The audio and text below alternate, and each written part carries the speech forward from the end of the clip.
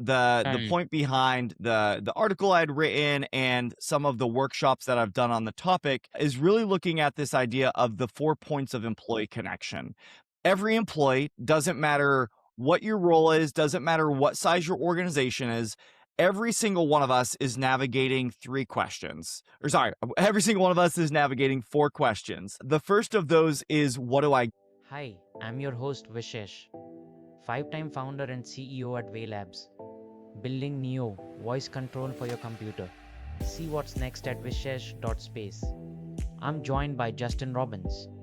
His research found that the employees most likely to go quiet on you are your highest performers, the ones who cared most, carried the most, and finally ran out of road. He spent 2 decades studying why that happens, wrote a book called More Than a Motto, and built Metric Sherpa to help organizations stop designing systems that destroy the people they most need to keep.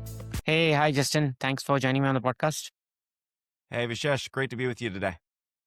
So your book says quitting is a design outcome and not an attitude problem. Um, I talk to a lot of founders who say that teams is genuinely passionate, um, but also exhausted.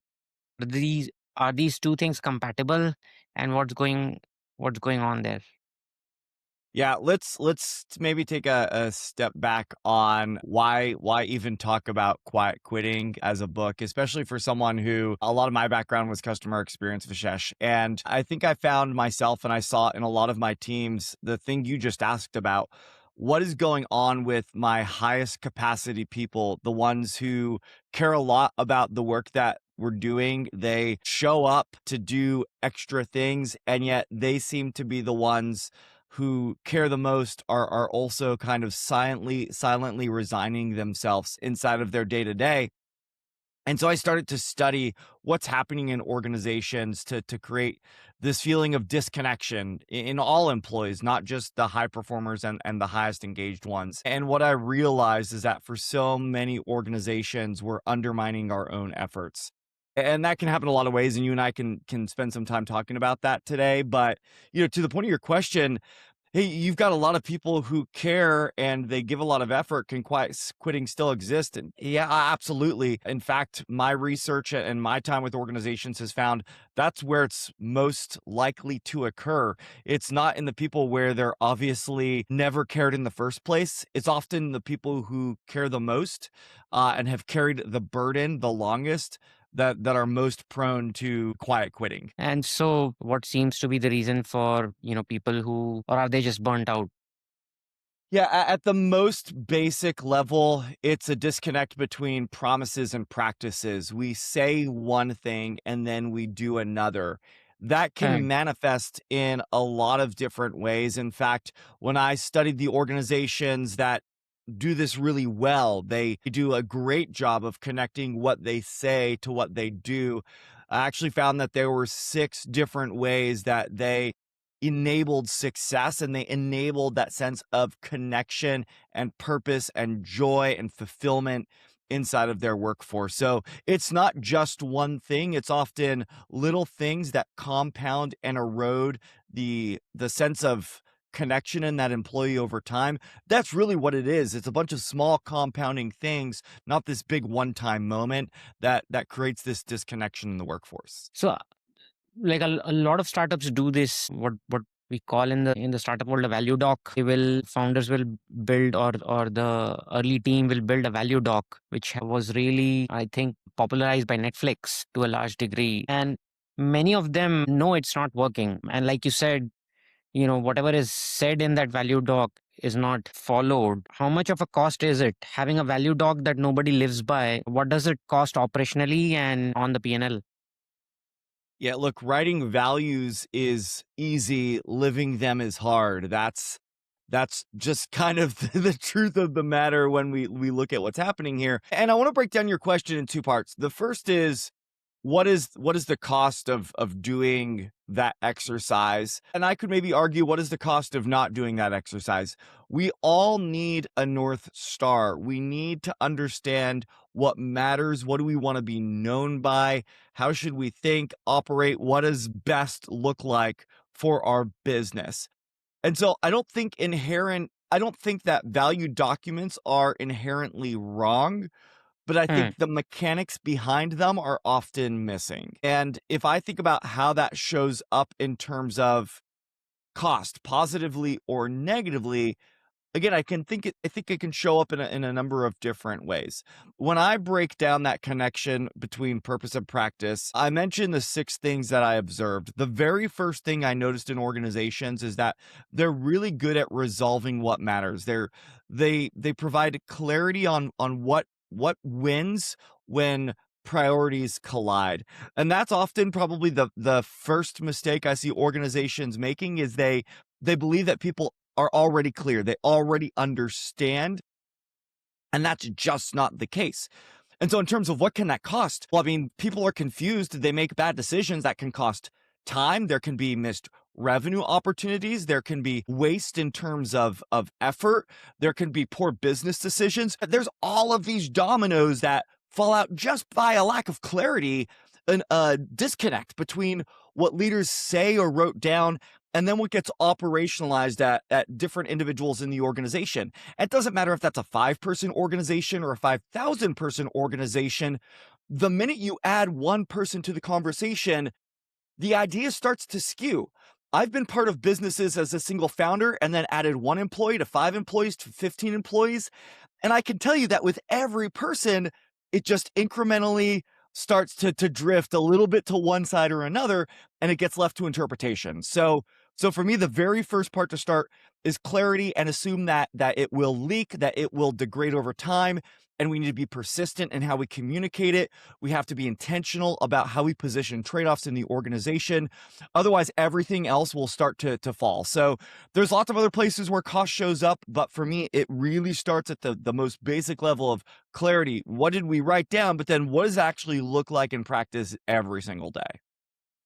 Right. A lot of people talk about like leaders having to repeat it again and again and again so that it doesn't degrade. Are there any hacks or tricks to get better at that as a as a lead or someone whose job it is to kind of reinforce this Yeah, the mess? the hardest part is that rhythm and making it repeat, because what we don't want to sound like is a broken record, and what we often default to is just saying the same thing over and over again rather than taking a moment to say, "Hey, this thing that matters to us, how do I embed it into different parts of what we do?" And maybe it's a question that I ask in my one-on-one with my employee. Maybe it's about an example that I give in our next meeting. Maybe it's about a conversation that I have in terms of a time where we got it right or we got it wrong. I think we have to look at like what's the core truth that we're trying to get across and how do we embed that in different ways across our different communication? Is there any one hack that it's like do this thing and it'll be perfect? No, because this has to fit into your rhythm as well. What are the meetings that you have? What are the questions that you like to ask? How do you typically engage your people? And how do you think about threading that core truth into different things? And so maybe it is putting a reminder on your day of like, hey, one time today, I need to ask my team a question about this, or I need to give an example of this. And it's not letting it fade into the background. It's being clear about what are you trying to get across and intentional about plugging it into the day to day and not every day. Hey, remember this matters. Remember this matters. Remember this matters, because then we just get tuned out. So that to me is it's be intentional, diversify your approach, and recognize that it's not going to stick as fastly as you think. And even once it's stuck with your team, you're still going to need to revisit it from time to time. That's honestly the biggest hack, is not giving up on the need for the idea to be persistent and pervasive with your team. Makes sense. When coming up with this kind of doc, especially as a team, if you've scaled a little bit, a lot of people look at outside for reference on what has worked in terms of design. Do you think looking outside is one a good step, or is it more of looking inside? And two, if you have gone that route and picked stuff from 5 different places to create the best recipe of what you want the org to be like, is that even executable? Look, I think benchmarking is valuable, and it is great to have models and ideas of what do you want to embody. But it's also important to recognize that there is no business that is exactly like yours. they don't have the same employees. They don't have the same customers. They don't have the same thing that makes you special. And so while I think it's a good idea to look other places for inspiration and get ideas and see what are some of the best practices, you also have to make it ownable. Because if it's not ownable by you, then it's potentially ignorable, it's potentially replaceable, and people don't want to be part of something that is easy to just blink and forget about. You have to have something that is uniquely you. So that to me is the challenge of look other places, but have some ownership and be distinctive in how you make this come to life for your organization. Otherwise, if you just try to copycat, you're never going to achieve what that organization achieved because they leaned into themselves. And so I think that's important. Look other places for inspiration, but then lean into yourself and bring what truly makes you unique and meaningful and distinctive. Bring that to life. That's what people want to be a part of. And do you think that's more of like values told through stories that are unique? Or is it more of, hey, this is who we are and let's stick to this? I don't think it's one or the other. I think it's important to use story to help people understand and see the impact, especially if those stories come from inside of the organization, but recognize that your organization is going to have a culture no matter what you do. I think the question is, how do we intentionally create the culture that we want to see here? And a lot of that does have to come from the inside. It is what is our lens for what is our lens for making decisions? How do we make sure that we recognize and celebrate our people? How do we think about what we measure and how we talk about success or growth through kind of some of the opportunities that we face? A lot of it really does have to become kind of internalized in the mechanics of the day to day. It can't just be about stories and celebration. Like, it really does have to become your muscle memory. That I think is the biggest challenge when I work with leaders is how do you build the muscle memory inside of your organization, your team, so that their reflex is a reflection of your culture. That doesn't just happen through story. It doesn't just happen from the values document. It comes from a very intentional approach to how work happens every single day. And what are some of the things you've done in the past in terms of recommendation to achieve that muscle memory? Yeah, it's the first place where we always start and understand, like, what is the destination for the organization? Where are we Hmm. trying to go? And once we know where we're trying to go, then we can figure out how we get there. One of the second things I often work with organizations on this idea is of hold the line, and that's understanding where are they compromising intentionally or not. What I find is a lot of organizations let pressure make the decisions for them rather than going in with pre-decisions on what they'll do as pressure shows up in their business. So that's one of the things that we help them figure out is what is their reflex today? What is the muscle memory, and where do we need to mature or evolve and improve their reflex is certainly something that we do. The third thing that we often look at is this sense of belonging. You see a lot of people join organizations because of what they're going to get as an employee or what they think they can give in terms of their background and skill set. But then you hit this brick wall of, well, do I actually belong? Do I want to see this organization grow? And so there's things that we do to help people kind of go over that gap between what can I give here and do I actually belong? We also kind of look with organizations in terms of their operating tempo. You see a lot of businesses, especially today, especially in startups, who are always on and are just kind of, it's just push, push, push, push, push. And the reality is there's zero recovery. And again, I've been part of a number of startups at different phases. And what I will tell you is that is a recipe for disaster. There is always time for recovery. And so helping them figure out where does that actually make sense inside of their work and inside of building fast. And as something is growing and iterating, I understand the challenge. And that's something that we often, help them with. The next thing I think about is how they actually hear their system. A lot of these leaders are measuring outcomes, but they're not measuring how work actually feels and identifying and addressing sources of friction. And Hmm. so we'll work with them on that. And then the last thing that you mentioned is making it repeat. How do you think about those places where this shows up again and again so that all of that other work isn't for waste? So that's typically how we break it down. Again, it's 6 different habits that when applied in small intentional ways really do help organizations take their promises from the wall and put them into their workflow. And so I get the push on clarity and how it helps. You say ambiguity drains energy faster than workload, but most startups run on ambiguity, right? Right from finding product market fit to figuring out what their org design is going to be at each stage as they grow. Are founders structurally building burnout factories, or do you feel like even with that level of ambiguity, you can design something with a lasting culture? Yeah, so I actually disagree that startups are built on ambiguity. Most startups that I look at are built on a big idea, and it might be a problem that the founder faced. It might be a gap that they recognized in the market, but they do have an idea of what that's North Star, what's that thing that we're moving toward right now. They have a sense of the destination. And what's important to know is that when you have a sense of the destination, the route that you take there can be left up to choice and testing and experimenting, but there are going to only be so many paths to get to that destination. And the ambiguity that I think that you're talking about is actually in our travel to the destination.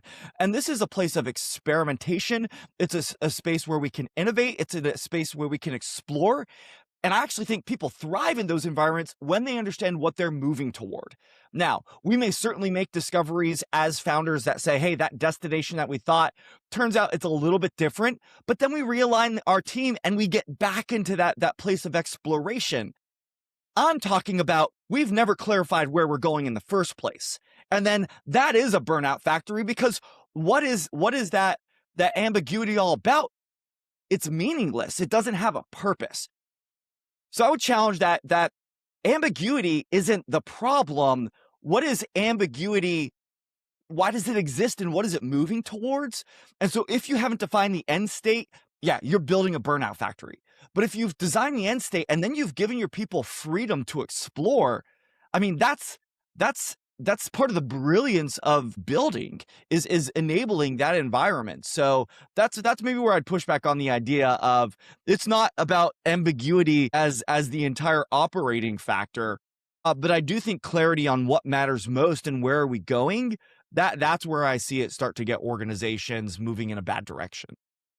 So even if there's a pivot, you've basically changed the destination, but there needs to be a reset on clarity on what the destination is, and then you steer ahead. I guess makes sense. I think this is a good point to kind of take a pause and come back to, you have a book out and you are a founder at Metric Sherpa. How did the book come about? How does Metric Sherpa fit into all this? Yeah. So as I said earlier, my background started in service operations. I grew up through the world of customer experience, initially as an operator. Then I got into running very large global training and consulting organizations, finally working in and with technology companies as they kind of build their story. They think about product market fit. They think about how the tools they build every day enable people to be successful. And what was interesting for me through all of that is I noticed this disconnect between what people kind of wanted and hoped for in the work that they do and what was playing out in their day-to-day. And so as a researcher, I began to measure it. I did surveys, I did interviews, I did conversations over coffee. And there was this undeniable pattern that was playing out didn't matter what the business was. It didn't matter what the industry, didn't matter what the size.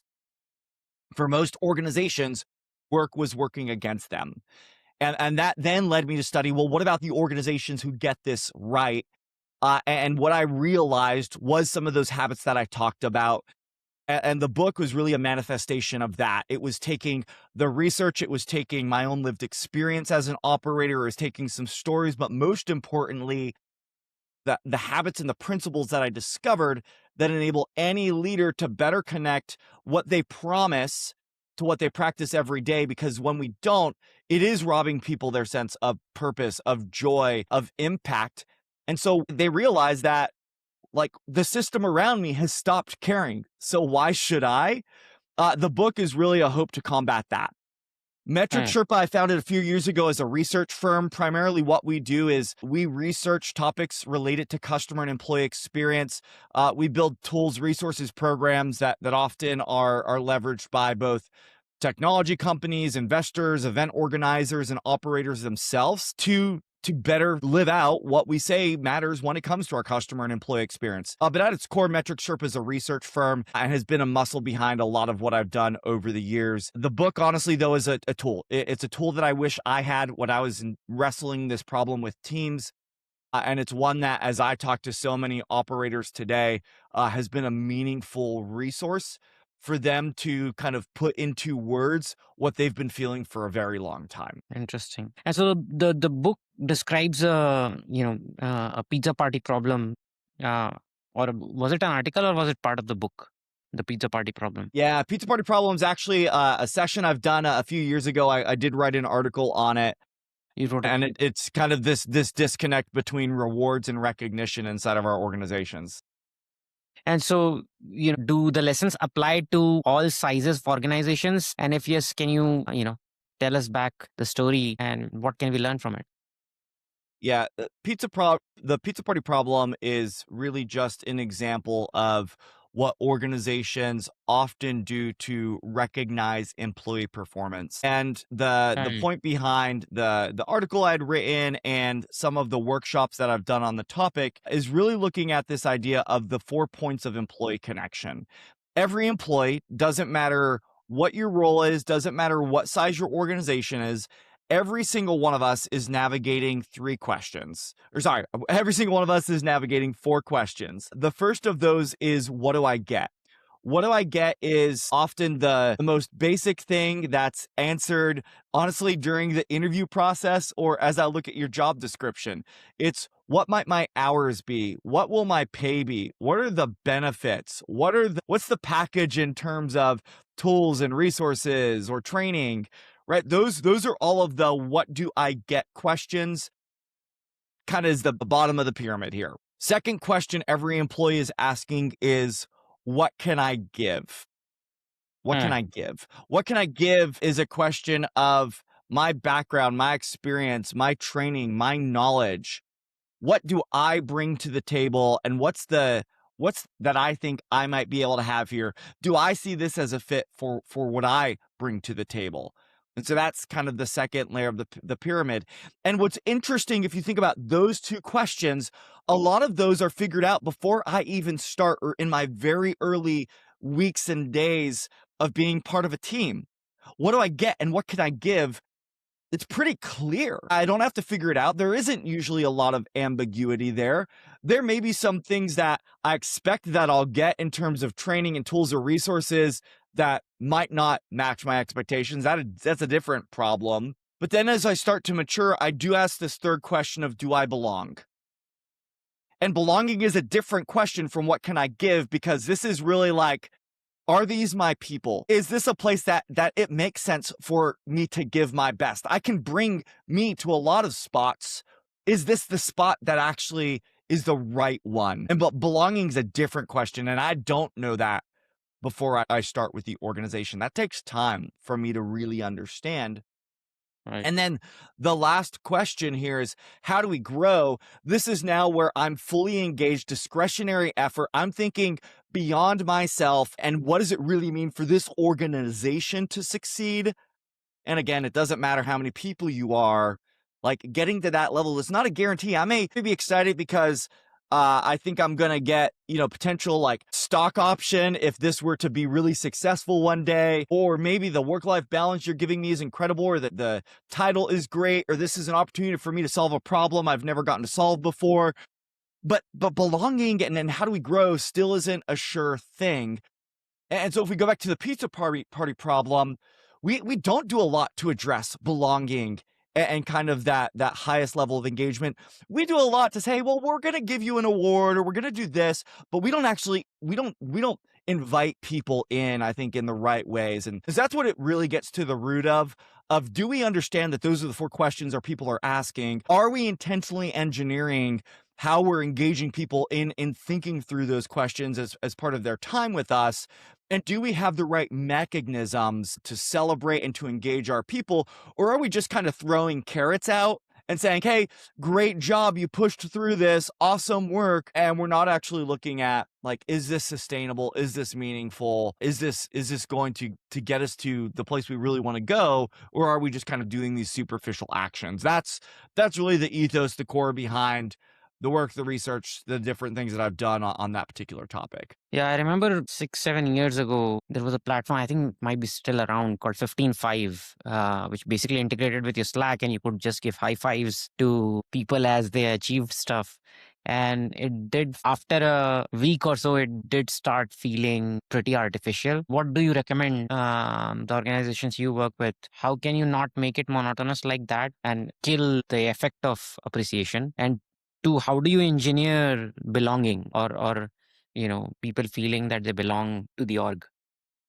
Yeah, a couple questions there. Let's start with the first one in terms of, what do I think makes sense from a recognition standpoint? I think recognition needs to be personal. I think it needs to be clearly connected to something, and it needs to be something that we empower people to see and to act on. One of the things that I think about and I talked about in the book, and I've also worked with other organizations, is something that we had done when I was at Hershey, and it was called the Legacy Check Program. We had 4 core values: own, anticipate, delight, and inspire. And we created these checkbooks that had the 4 core values on them, and they were given to every kind of people manager inside of our organization. And one of the mechanisms was on the spot handwritten recognition. And so maybe I had an interaction with you over the phone, maybe I saw you in person do something for one of our guests, could be anything. And I would actually get it down. I would check out what core value you embodied. I would write, hey, this is specifically what you did to embody the core value. And then you got a copy of it. Your manager got a copy of it. There were some other rewards tied to it. And what it started to do is it made our values real. We knew it when we see it. We could name it. And it wasn't just a matter of, at the end of the year, we do an annual evaluation. We talk about like, we made our values living, breathing things that not only did people get that on the spot handwritten recognition, but we were connecting it to something. It wasn't just a high five, to your point of that example. I think that's one of the muscles that we need to build is, hey, our values or our mission or the things we say are important. Do we have a mechanism for recognizing on the spot, for catching people doing the right thing? That's one of the easiest ways to start to make people feel like, hey, what I'm doing here is seen, it's known, it's understood, it matters, and it matters in a way that's connected to what the organization says is really, really important. That's one of the simplest things that I think organizations can do in terms of recognizing that.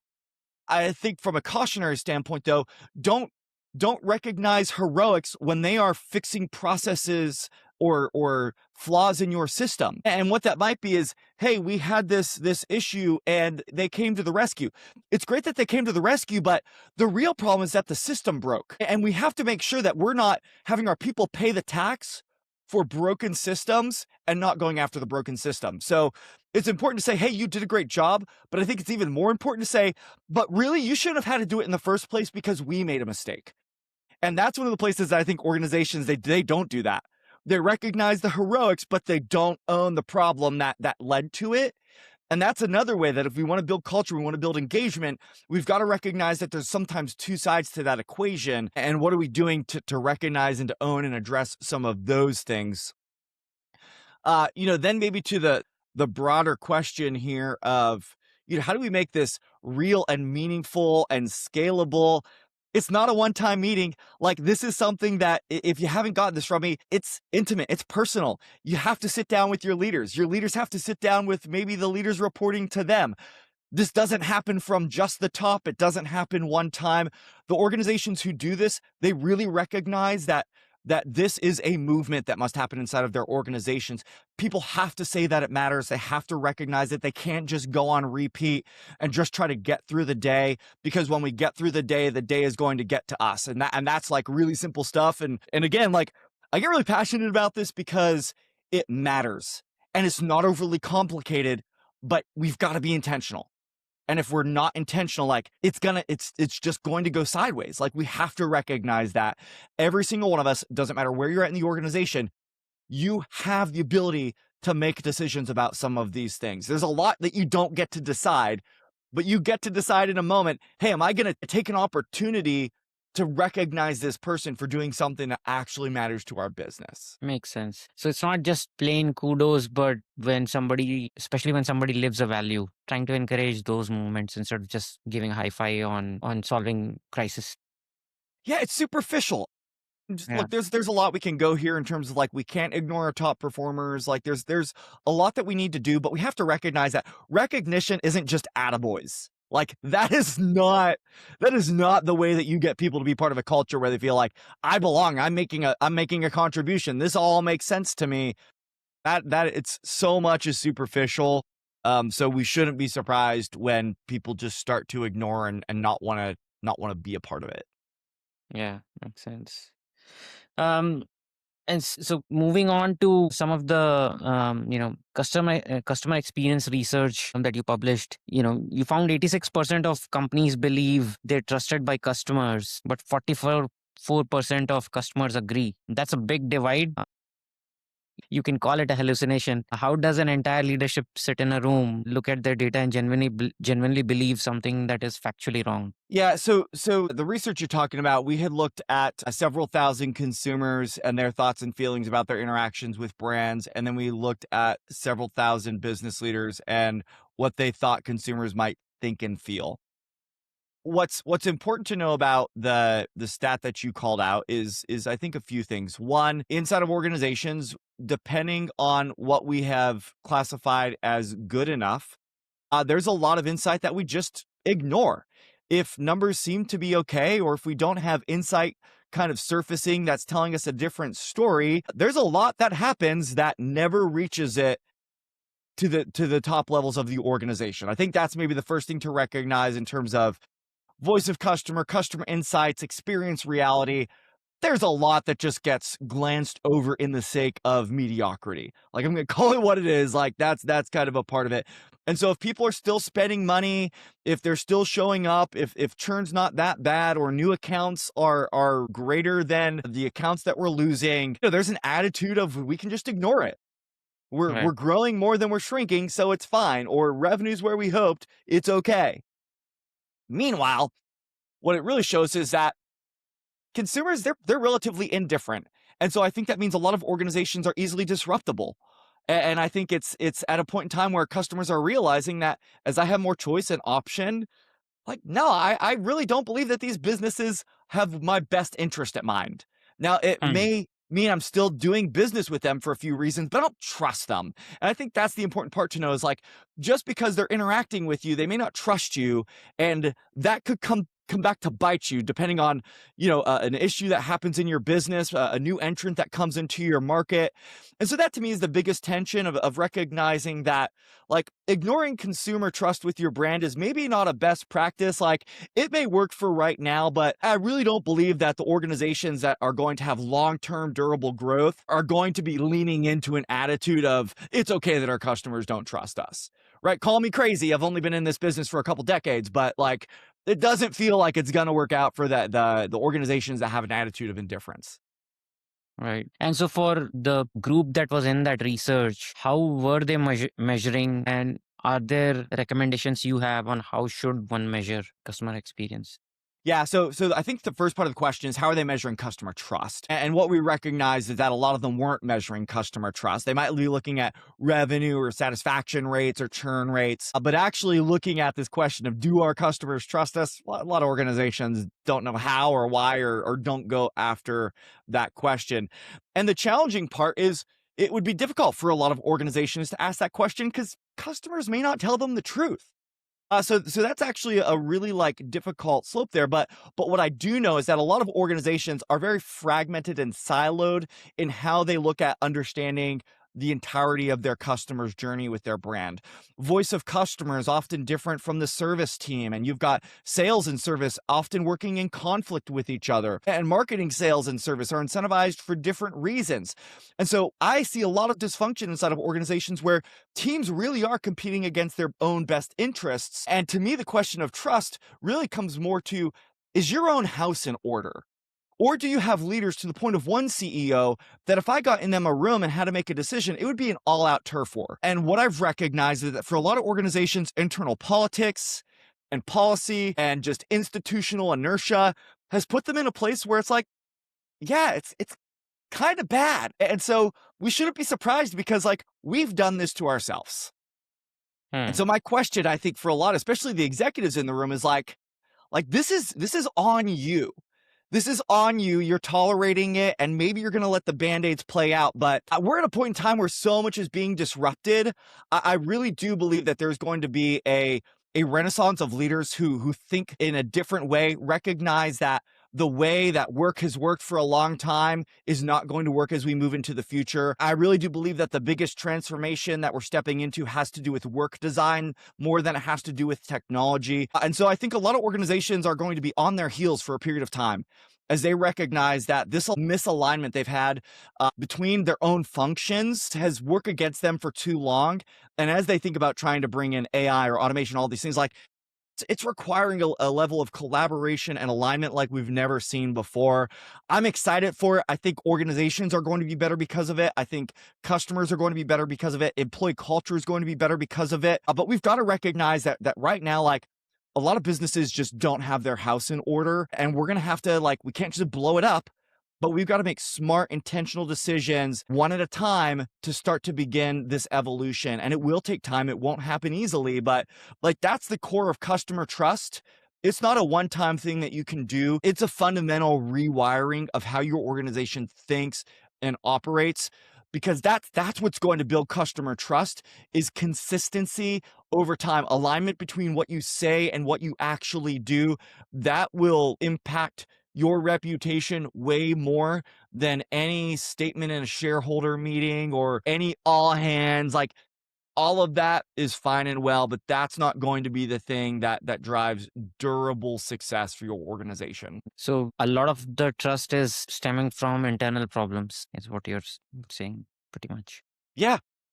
I mean, honestly, it's not this big moment of they lied to me and I hate them forever. It's like, no, they were consistently bad. They said one thing, they did another, and I've given up. Customers are telling me that. Employees are giving me that. This is why we're at this point in time. According to Gallup, you've got more than half of the workforce in America disengaged. Globally, it's worse. We see this erosion in the consumer index reports. We've got to recognize, it is just a groundswell of indifference. It is nobody's fault but our own. And do you think the scale of this is different, should be differently handled for, let's say, a 20-person startup versus with maybe 200 customers versus a big company that has a contact center and a CX and so on? Yeah, what I know is what you do at 20 people is only going to get worse at 200 or 2,000. And so Right. I think it's especially important in those small phases to lay the groundwork now. There are certain problems that you're like, maybe we'll figure this out. But what you recognize is that kind of rolling momentum of culture, it's already started. And so if you haven't started to build the foundation and the scaffolding that you want your organization to be known by long term now, it's already started to sort itself out. So this to me is a moment of extreme intentionality because you can affect this now forever if you do it right. Otherwise, you're going to find that it's really, the bigger you get, the harder it is to undo these things that have become entrenched over time. Right. And given how much the team structures are changing with the responsibilities being reshaped, given the AI tooling that is coming in each org, how do you see this playing out? What are some of the big shifts happening in terms of org design and culture building that you are seeing with AI in the picture? Yeah, this is the land of the unknown right now. We don't know what we don't know. Nobody, including the AI builders, have the magic playbook of this is how it all works. What I know in terms of what does it look like today? It's starting to recognize that what got us here won't get us where we're going. And so we do have to be willing to test, iterate, fail fast. I think that is one cultural muscle that is scary and new for organizations, is recognizing that we've got to be able to iterate more agilely than maybe we had historically. So that's certainly something that we're seeing. Enabling employees to lean into experimentation and start to play through those what ifs, to start to navigate, to your earlier question, some of that ambiguity. I think it's important. I think self-discovery is really important right now. We've got to have smart guide rails around it. We have to be there to help be a filter and refine as people are thinking and processing and trying these things. But that, to me, I think is the biggest hallmark of who will be successful right now. They're willing to test, iterate, fail fast. They're embracing cultures of innovation. They are getting teams who are coming in to kind of collaborate and refine together, and recognizing that we don't have it all figured out. But it's not going to be figured out by one person. It's going to require a patchwork of people coming together, and it's more an attitude than it's any one thing right now in what's enabling organizations to be successful. And honestly, when I think about a lot of the work that we do in helping organizations get some of the work design right, it goes back to some of those 6 habits that I talked about around clarity, around metrics, around decision making, around recognition. Those are the things that we start to say, what do we need to make sure is in place? Because a lot of businesses don't have that firm foundation. Let's get that in order while building this culture of experimentation and changing and recognizing, we're in this, I've talked about it a little bit, we're kind of in this hinge between eras, and that gives us this cool opportunity to figure out what is on the other side of that. So that's when I think about the work. It's a lot of different things, but it's more the operating ethos and the attitude of the team we're stepping into more than anything else that I think is characteristic of their success moving forward. So just like any big change, you have to kind of experiment and see what works for you as a group of people. You walked into a lot of organizations that are broken, in ways leadership doesn't see. What do you observe? Like, what are you looking for in that first meeting that tells you how bad it actually is, not what they tell you in the briefing? Yeah. I go to, do they understand the destination that they're moving toward, and do they know how to recognize it when it's in front of them? And one of the stories and examples I give is, let's say you and I were together right now at my office in Wilmington, North Carolina. A lot of organizations say something along the lines of, hey, let's provide a great experience. So let's provide the ultimate member satisfaction, whatever, just throw words. It's kind of the equivalent of saying, hey, let's go west. And if you and I from my office in North Carolina, and I said, Vishesh, we're going to go west. You go west and I'm going to go west. You might end up in San Diego, California. I might end up in Seattle, Washington. We both went west and we ended up in very different destinations. So the first thing I kind of probe inside of organizations is, do they even have an understanding? Can they articulate the destination that they're moving toward? And then what I try to recognize is, well, like, how are you thinking about moving towards that? And again, if it didn't allude by the name of Metric Sherpa, like, one of the things I really try to understand is, how do we define and measure success? And do we understand whether we're moving closer to or further from it?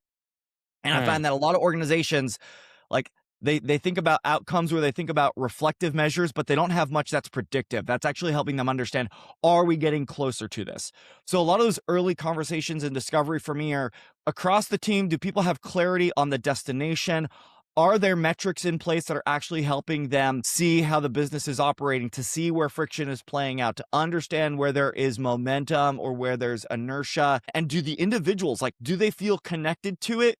Or are there a few pockets of people who are carrying the work, and for everybody else, they've kind of been resigned to a system that's working against them? That's the early discovery. Do we have clarity on where we're going? Do we have alignment in how we're going to get there? And are some of the things that we're thinking about, like, do they really expose the friction and the blockers? Do we have I think, a meaningful sense of what matters most? And have you walked into one of these meetings where you felt like this is unfixable? And what does the fix look like in terms of the journey? How long does it take to fix if something is broken at this level? Yeah, the unfixable organizations had everything to do with the attitudes of the leader and nothing to do with the factors in the organization. I don't think it can be downplayed how much of an impact a leader with the right perspective and mindset and willingness to lean in can have on an organization. Now, are there real factors in terms of tolerance to the time it will take for this transformation to occur? Yeah, there could be real factors around that. Are there sensitivities to the cost impact that this could have positively or negatively to the organization? Yeah, there are sensitivities around that. Could it mean that we are going to have to enter into a season of short-term pain for long-term gain? And can there be sensitivities around what that might mean to endure a quarter or two or four before you hit the inflection point? Yeah, there can be like there's lots of those factors, but those are not unknowns. And those are things that you can have a conversation about and you can build models around. But if you don't have the mindset and the attitude of the leader, then it's for naught. So that to me is the unfixable is the leader's mindset. Everything else from there really comes down to, can we make smart intentional decisions? Can we figure out where there are the opportunities for quick wins and velocity? And do we recognize where there's going to be a longer tail that we are willing and wanting to invest in? Point is, it's not a snap of the fingers, it's not an overnight, but it is incremental, and you can start to see it compound over time. That to me, I think, is a hallmark. And again, when I look at the organizations who do embody that, it may start with a single team, it may start with an executive group, or it may start, kind of in this little pot of people inside of the business. Doesn't matter. You're willing to start somewhere. You're willing to kind of build and have that advocate at the leadership level. Really, really cool things start to play out.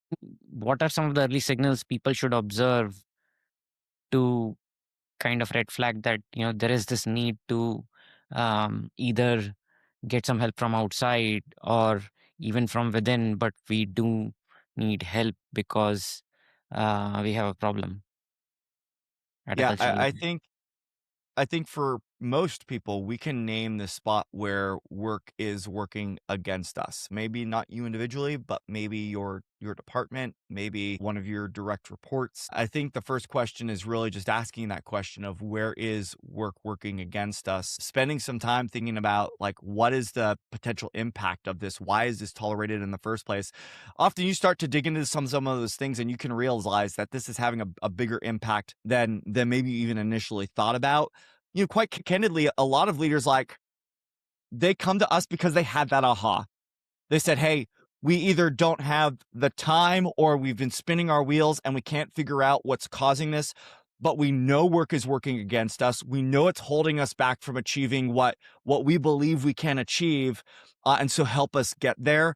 That's really it. It's not a matter of us knocking on doors and saying, "Where is this happening to you?" It's like, a lot of people, they recognize it. They can name it right now.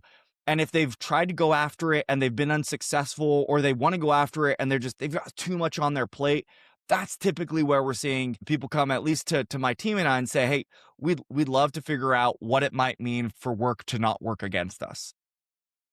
And what do you feel about the whole 996 or the hustle culture that's been, you know, I think for the last few years, I've consistently seen a lot of companies, design their compensation around this whole hustle culture. What's the moment where it goes from an asset to a liability? And how can startups have the hustle but not the burnout or the negative impacts of it? Yeah, when I think about why burnout happens, burnout, at least in my observation, has two most common root causes. One isn't that the work is hard, it's that the work feels invisible. You've got people who really are giving their all and it feels unacknowledged. It feels like it's not having an impact. It's feeling like it doesn't really matter to people. And that one of the big factors is, it's not that the work is hard, but that the work feels invisible. Certainly, I think can be an issue. The second really is this idea that recovery is something that happens after work. The issue is, especially now when maybe you've got a device on you that you're answering emails all hours of the day, every day of the week, you're not taking time off. Like you don't even have recovery after work. So it really does come down to, the shared responsibility between the employee, but also their leader to think through how do we find ways to build recovery into the workday. Part of it might be setting healthy boundaries around communication. Part of it might be making sure that we do encourage people to actually step away from their desks for just a little bit of time during the day, and not sit there and eat 3 meals in front of their computer and never get up and get outside, right? These are the types of things that it's two-sided, right? We all have to be an owner in it, but I think like I've talked to employees who like that's kind of stuff is really important to them, but if they feel like their leader or their culture of their organization doesn't tolerate it, it's not good. I mean, I this is a true story. I was part of one organization where the senior executive told all of the employees that even if they're on vacation, they do not put an out of office on their email because that's just not how we operate. And that is absolutely unacceptable. To believe that we should operate without any boundary and be always on, I think is ignorant. I think it is not sustainable. And, time will tell, but I am hard to believe that those organizations are going to be the ones that are building cultures where employees stay and feel fulfilled. Like they're going after a means to an end and an at all cost mindset. And candidly, like everybody has a choice. My choice is to not be a part of an organization where that's what matters most. And especially if you have this culture set in motion at the early stage, it probably gets harder to undo it, let's say by the time you reach 30 odd people, because you already have this 6 day a week culture of work bleeding into weekends. How do you undo that as soon as you reach a magic number in terms of scale or You customer? don't. You don't, right? People start to build a system inside of the system. That's what happens. And that's where now organizations begin to fracture, and you hear about subcultures and you hear about rifts and you hear about silos operating, kind of autonomously from other parts of the business. Like that's why that happens. Yeah, I can already see like the early group that was closer to maybe the leadership or the founding team becomes one group within a larger group and kind of having a subculture. Yeah. Yeah. I even think about, my team now is essentially a group of myself and 5 other individuals. And even at that size, there were little things where I would catch myself communicating to my team maybe later at night if I was in a different part of the world or, on a weekend, and very quickly had to catch myself. And it's like, no, this is not a habit that I want us to be known by. And so how do we set those parameters now? And how do I make sure that, my team, like as I think about if we were to be blessed enough to grow to any, meaningful size beyond what we are, like some of my team now, like they are going to be future leaders in that organization. And how do I make sure that they become ambassadors of the culture that matters most to me?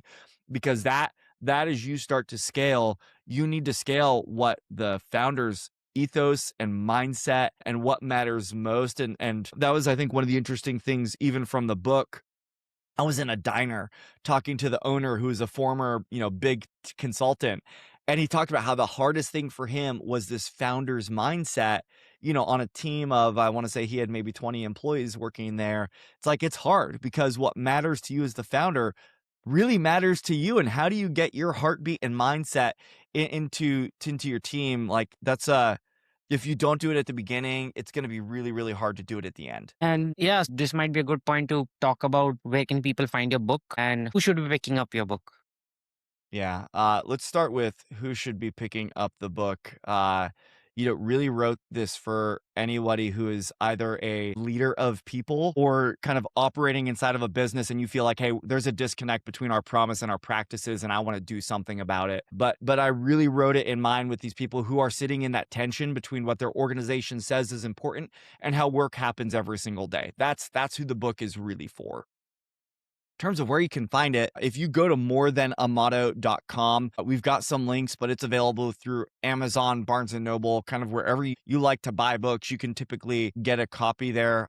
Honestly, would love to hear stories of people as they're navigating these problems. That to me, I think, has been one of the biggest gifts through this, is hearing from leaders who leaned in early, and whether they, I tried to build some pretty meaningful resources into the appendix so that the first 90 days a leader could take it and kind of on their own lead their team through this. And as we've talked to leaders who've done that or have engaged my team and I to kind of help them take it even further, it's been cool to hear those stories of people finally seeing that, hey, what we say matters is actually showing up in how the work happens every single day. And being an author, what is your favorite book? Well, I talked about Human Sigma earlier by Jim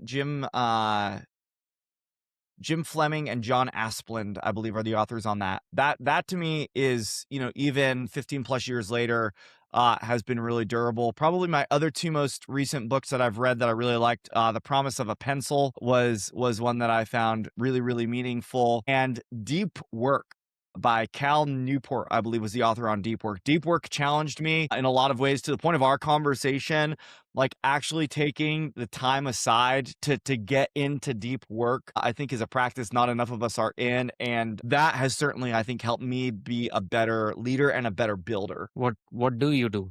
Like, in terms of practice, what have you picked up from that book that you're practicing today?